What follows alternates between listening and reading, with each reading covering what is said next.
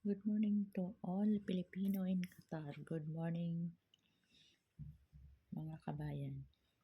Kumusta po kayo mga kabayan? Gising na ba kayo? Ako gising ako na 2:45 AM.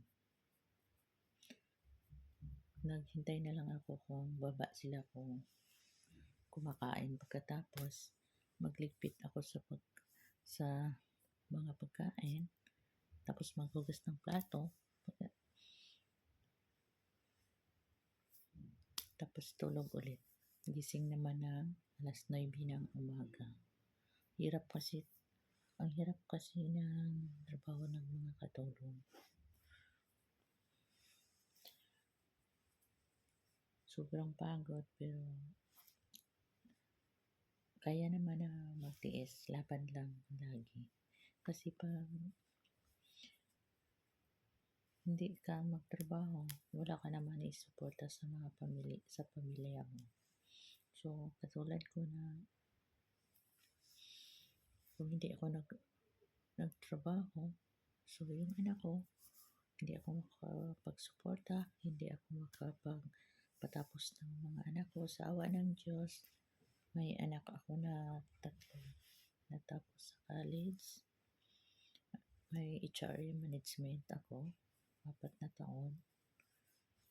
Tapos, accounting din, 4 na taon. At saka nautical, 4 na taon. So, nagpasalamat ako lubos kay God na kahit sa gaano kahirap, natapos yung mga anak ko. Proud ako sa sarili ko na katulong. Yung iba, pag pauwi na ng Pilipinas, yung katabi magtanong na, anong trabaho mo dito sa Qatar? Magsabi na sa office, pero yung kamay nila,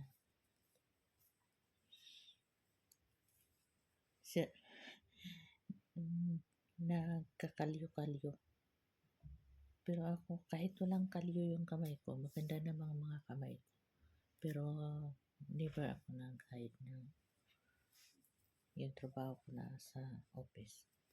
Magsabi ako ng totoo, ayaw ko magsinungaling. So, happy ako na nandito ako sa Qatar since 2003 hanggang ngayon 2026. Dito pa rin. Nagtrabaho pa rin para na sa sarili ko. Kasi hirap kasi pang umaasa ka sa mga anak mo. May mga pamilya na sila. Ayaw ko naman magpabigat sa mga anak ko. Kasi kaya ko pa man magtrabaho. Yun lang ang masabi ko sa inyo. Tapos yung mga kapatid ko naman, na-miss ko sila.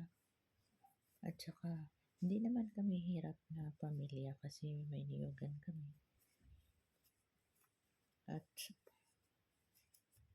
okay na kami sa makakain kami ng 3 beses sa isang araw. Hindi. Tapos yung ambition ko lang na magkaroon ako ng business na kaunti. Yun lang. So, hanggat kaya ko magtrabaho dito sa Qatar, kakayanin ko para sa sarili ko na. So, God bless po sa mga OFW na katulad ko na nagpaaral sa mga anak. Ako tapos na. Game na ako sa mga anak ko. May mga asawa na sila. Salamat po sa inyong lahat na lagi kayong nagsuporta sa channel ko. Nagpasalamat ako ng lubos. Hindi ako ninyo iniwan hanggang sa dulo. Salamat po sa inyong lahat and God bless you.